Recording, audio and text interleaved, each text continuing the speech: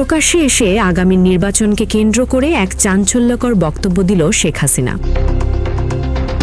বাংলাদেশে আগামী 12ই ফেব্রুয়ারি অনুষ্ঠিত হতে যাওয়া সাধারণ নির্বাচন এবং রাষ্ট্রীয় সংস্কার সংক্রান্ত গণভোটকে সরাসরি প্রহসন এবং অবৈধ হিসেবে অভিহিত করে প্রত্যাখ্যান করেছেন সাবেক প্রধানমন্ত্রী শেখ হাসিনা।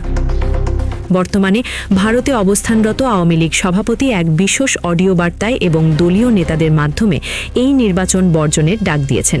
শেখ হাসিনা অভিযোগ করেছেন যে বর্তমান অন্তর্বর্তী সরকার আওয়ামী লীগকে রাজনৈতিক কর্মকাণ্ড থেকে দূরে রেখে এবং নির্বাচনে অংশগ্রহণ নিষিদ্ধ করে একটি একতরফা ও সাজানো ভোট করতে যাচ্ছে। তার মতে দেশের প্রধান ও প্রাচীনতম রাজনৈতিক দলকে বাইরে রেখে এই নির্বাচন জনগণের রায়ের সঠিক প্রতিফলন ঘটাতে পারবে না।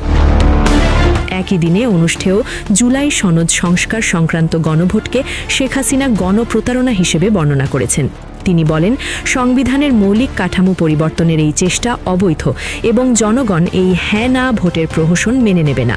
দলীয় কর্মীদের উদ্দেশ্যে তিনি গণভোট ও নির্বাচন উভয় প্রক্রিয়া থেকেই দূরে থাকার আহ্বান জানিয়েছেন। দিল্লিতে এক সংবাদ সম্মেলনে আওয়ামী লীগের সাবেক মন্ত্রী ডক্টর হাসান মাহমুদও একই সুর ব্যক্ত করেছেন। তিনি বলেন, আওয়ামী লীগকে নিষিদ্ধ রেখে কোনো নির্বাচন বাংলাদেশে স্থিতিশীলতা আনবে না। এটি কেবল একটি নির্দিষ্ট পক্ষকে ক্ষমতায় বসানোর প্রক্রিয়া। তিনি আরও দাবি করেন যে বর্তমান নির্বাচন কমিশন পক্ষপাতদুষ্ট এবং স্বাধীনভাবে কাজ করার সক্ষমতা হারিয়েছে। এদিকে প্রধান নির্বাচন কমিশনার গত 11 ডিসেম্বর নির্বাচনের তফসিল ঘোষণার পর থেকেই মাঠ পর্যায়ে রাজনৈতিক উত্তেজনা বাড়ছে। বিএনপি এবং জামায়াতে ইসলামী সহ অন্যান্য দলগুলো এই নির্বাচনকে স্বাগত জানালেও আওয়ামী লীগ এবং তার জোট সঙ্গীরা এটিকে অগণতান্ত্রিক বলে প্রচার চালাচ্ছে। বিশেষজ্ঞরা মনে করছেন, আওয়ামী লীগের এই কঠোর অবস্থান এবং নির্বাচন বর্জনের ডাক 12ই ফেব্রুয়ারির ভোটে ভোটার উপস্থিতির ওপর উল্লেখযোগ্য প্রভাব ফেলতে পারে। অন্যদিকে প্রধান উপদেষ্টা ডক্টর মোহাম্মদ ইউনুস এই নির্বাচনকে নতুন বাংলাদেশের পথে একটি মাইলফলক হিসেবে অভিহিত করেছেন।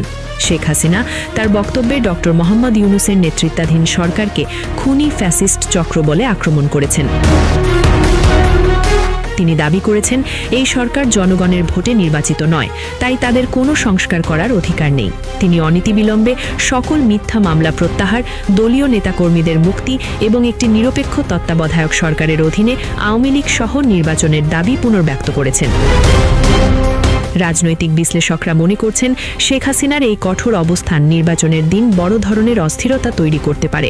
বিশেষ করে আওয়ামী লীগের একটি বিশাল ভোট ব্যাংক যদি ভোটদান থেকে বিরত থাকে বা প্রতিরোধ গড়ে তোলে, তবে নির্বাচনের গ্রহণযোগ্যতা নিয়ে আন্তর্জাতিক মহলে প্রশ্ন ওঠার সম্ভাবনা রয়েছে। নুসরাত জাহান, নিউজ 365, ঢাকা।